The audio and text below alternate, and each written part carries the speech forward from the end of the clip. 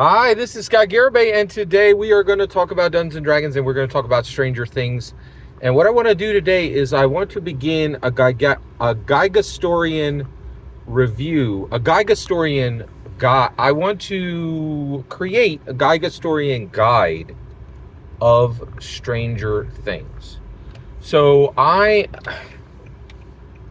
Garibay Gygastorian guide of Stranger Things. I want to create the Garibay Gygastorian guide of Stranger Things.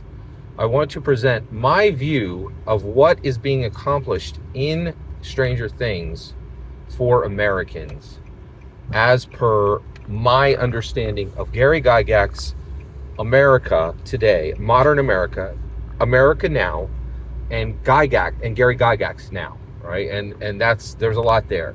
So let me define it. So first of all, what the heck is a Gygastorian? Well, it's a completely valid question. It's certainly okay that you don't understand what a Gygastorian is, because there's only one in the world. It's me. So what is a Gygastorian? So first of all, it's not a historian. There are many people who do historical studies of Gary Gygax. I have no interest in that. I have no interest in a historical study of Gary Gygax, because I know a historian. I know a gentleman. I actually helped him get his history degree, his bachelor's in history. I helped him get it, and I'm convinced too that he may not have reached that. There's a good possibility that I helped him overcome an obstacle that if he had not overcome that obstacle, he wouldn't have that degree today, right? And I worked very closely with him as he created his historical thesis. He had to write a long historical thesis in order to graduate from college, right? And I would say, okay, well, let's look at this and let's look at that about this aspect. And he's like, no, historians aren't interested in those things. They only look at this, and this, right? So what am I looking at when I look at Gary Gygax? I only am interested in the intellectual, emotional, and spiritual impact Gary Gygax had on the American individual, the American culture, and the American society. Okay, that's I don't want to see a single thing other than that, right? And I absolutely refuse to delineate, and I only want to look, and I also want to look at Gary Gygax's speech, right? But that speech, I want to look at the subtext of what he said. The literal text of what Gary Gygax said, the vast majority of his life, in my humble opinion, was a lie. He lied to everyone his entire life, I think. Actually, I think he lied for a year and a half before February 7th, 1974. And the moment February 7th, 1974 happened, he lied to everyone, in my humble opinion, about Dungeons and Dragons. He said it was a game, and I don't believe that's true. And I think he knew that wasn't true. And I think he had 15 different critical, he had one primary goal. I want to be careful though, because I think as I've been continuing to study Gary Gygax, I think he may have had other goals, but his primary goal was to completely replace self-help books and actually create a platform that was free, that people could use to improve themselves, that American humans could use to improve themselves. Now, I also think he was 100% aware anything that he established on American society would be copied on every country in the world, because America leads the world, and everyone copies us on everything. All right, like it's just the way of the shape of the world. I'm an American exceptionalist. Make no mistake. I think every country in the world isn't as valuable as America. You could combine every country in the world, and I don't think you'd have enough trade value to get even an American state, right? Because of and the reason why is the liberty. It's the whole liberty thing. We actually achieved human liberty, which is pretty astounding, right? So basically, you get this situation where you land, right? And where we land is,